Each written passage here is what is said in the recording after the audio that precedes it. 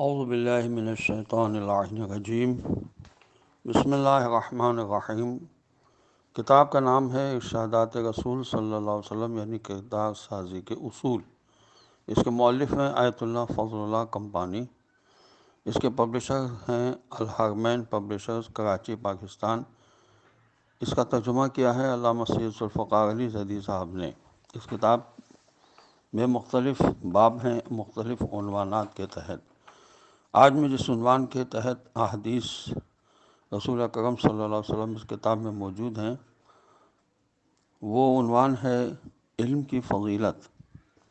سورہ مبارکہ زمر کی آیت نمبر 9 میں ارشاد ہوا قل هل يستوي الذين يعلمون والذين لا يعلمون۔ اے پیغمبر صلی اللہ علیہ وسلم آپ پوچھیے کہ بھلا جاننے والے اور نہ جاننے والے لوگ برابر ہو سکتے ہیں؟ اصول کافی میں یہ حدیث ہے کہ علم کا حاصل کرنا ہر مسلمان پر واجب ہے۔ خداوند عالم طالب علموں کو دو سکتا ہے۔ صحیحات الغذا میں یہ حدیث ہے علم کے خزانے ہیں اور اس کی کنجی پوچھنا ہے، پس تم پوچھو، خدا تم پر رحمت کرے گا، کیونکہ اس سے 4 آدمیوں کو اجر ملتا ہے، پوچھنے والے کو، عالم کو، سننے والے کو اور جو ان کو دوست رکھے۔ بیاء الانوار میں یہ حدیث ہے کہ جاہل عابد کے عبادت کرنے سے عالم کا سونا افضل ہے۔ یہ حدیث ہے بیاء الانوار میں۔ ایک عالم جو 2 رکعت نماز پڑھتا ہے وہ عابد کے 1000 رکعت نماز پڑھنے سے افضل ہے۔ ارشاد القلوب میں یہ حدیث ہے کہ جو شخص کسی کو کوئی علم سکھائے تو اسے قیامت تک اس پر عمل کرنے والے کے برابر اجر ملے گا۔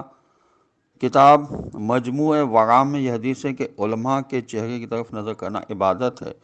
اصول کافی میں یہ حدیث ہے 2 آدمیوں کے علاوہ کسی کی زندگی میں بھلائی نہیں، یعنی ایسا عالم جس کی اطاعت کی جائے یا وہ سننے والا جو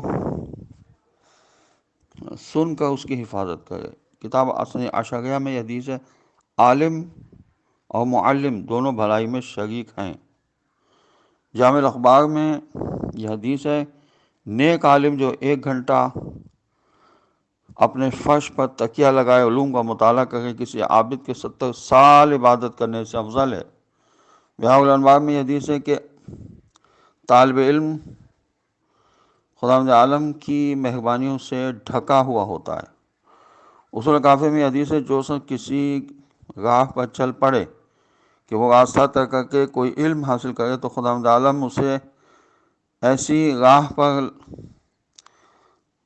لے جائے گا جو اسے جنت میں پہنچا دے، اور فرشتے طالب علم کے پاؤں کے نیچے اپنے پر بچھاتے ہیں، اور آسمان و زمین میں جو کچھ ہے وہ طالب علم کے لیے مغفرت طلب کرتا ہے، یہاں تک کہ سمندر کی مچھلیاں بھی عالم کو عابد پر ایسی فضیلت حاصل ہے جیسے 14ویں کے چاند کو دوسرے ستاروں پر حاصل ہے۔ علماء انبیاء علیہ السلام کے وارث ہیں، اور انبیاء علیہ السلام درہم و دینار اور وراثت میں انبیاء علیہ السلام درہم و دینار وراثت میں نہیں چھوڑتے بلکہ علم وراثت میں چھوڑتے ہیں۔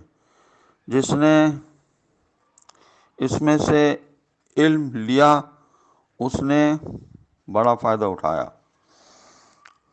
سفینۃ البحار میں یہ حدیث ہے کہ سب سے بڑا عالم وہ ہے جو دوسروں کے علم سے اپنے علم میں اضافہ کرتا ہے۔ لوگوں میں سب سے قابل قدر وہی ہیں جو ان میں سب سے بڑے عالم ہیں، اور لوگوں میں کم قیمت لوگ وہی ہیں جو کم علم والے ہیں۔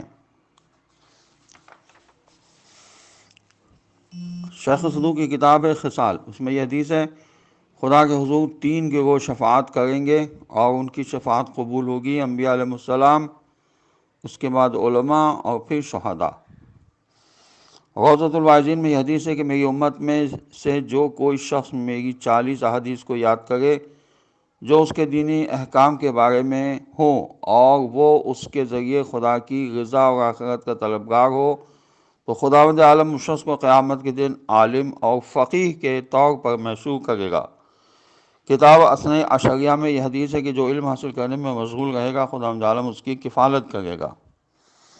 ارشاد القلوب میں یہ حدیث ہے کہ تم علم اس لیے حاصل نہ کرو کہ علماء میں فقہ و مباحثت کر سکو یا جاہلوں کے ساتھ بحث و مناظرہ کرنے لگو، اور نہ مجالس میں لوگوں کو دکھانے کے لیے حاصل کرو، اور نہ اس لیے کہ تم لوگوں کو اپنی طرف متوجہ کرو تاکہ اس کے ذریعے تم حکومت حاصل کر سکو۔ پس اگر تم میں سے کوئی ایسا کرے گا تو وہ جہنم کا حقدار ہوگا، اس کا علم قیامت کے دن اس کے خلاف حجت بن جائے گا، لیکن تمہیں چاہیے کہ تم اسے سیکھو اور سکھاؤ۔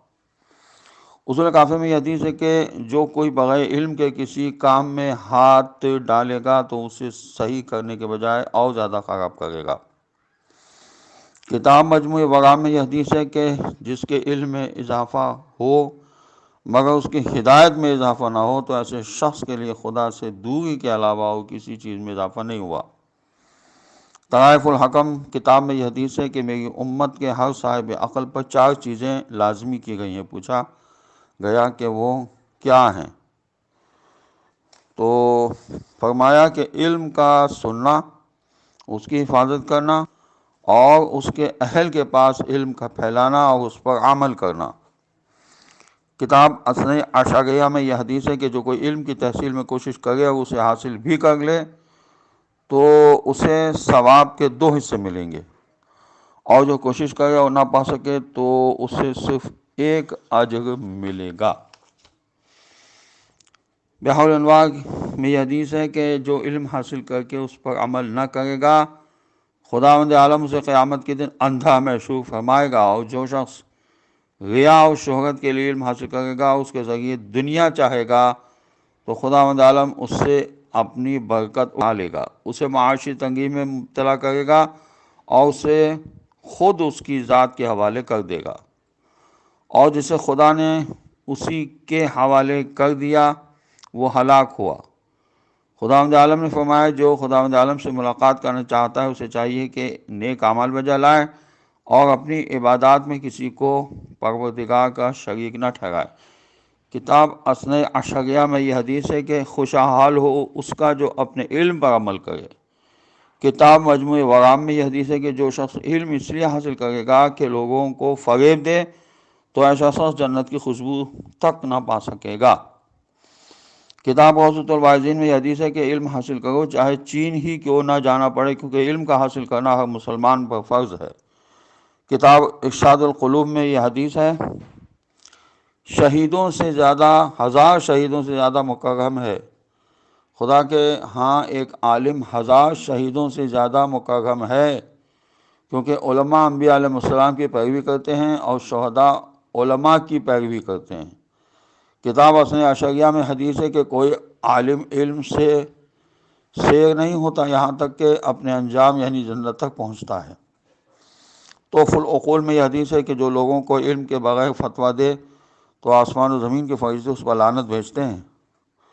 کتاب غوثۃ الواعظین میں یہ حدیث ہے کہ جو کوئی علم کا ایک باب سیکھے تاکہ خدا کی خوشنودی کے لیے اسے لوگوں کو سکھائے تو خداوند عالم اسے 70 انبیاء علیہ السلام کا اجر عطا کرے گا۔ کتاب طرائف الحکم میں یہ حدیث ہے کہ جو کوئی شخص علم کی طلب میں نکلے گا حصول علم کے بعد اس کے ذریعے کسی باطل کو روک کر اسے حق کی طرف لوٹا دے یا کسی گمراہ کو ہدایت کی طرف لے آئے تو اس کا یہ عمل ایک عابد کی 40 سال کی عبادت کے برابر ہے۔ کتاب اثناء عشریہ میں یہ حدیث ہے کہ بے شک علماء انبیاء کے وارث ہیں۔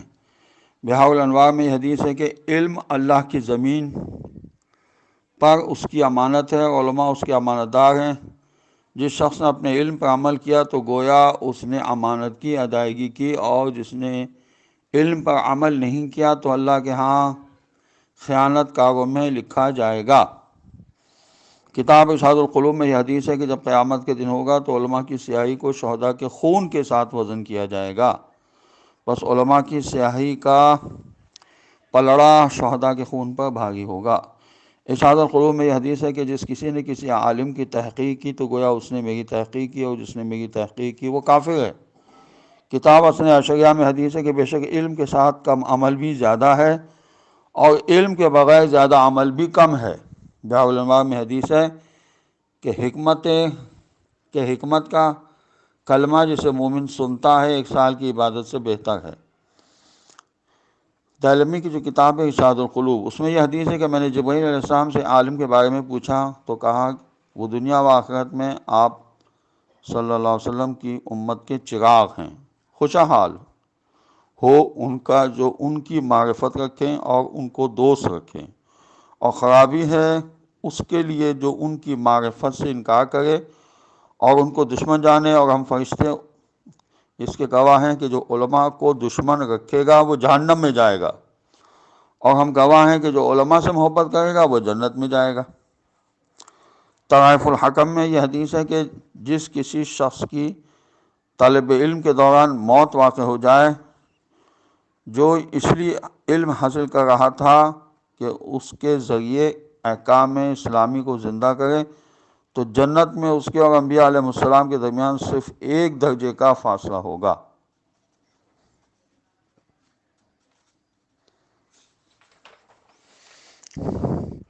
ارشاد القلوب میں یہ حدیث ہے کہ عالم جاہلوں کے درمیان ایسا ہے جیسے مردوں کے درمیان ایک زندہ ہو، اور طالب علم کے لیے ہر چیز طلب مغفرت کرتی ہے۔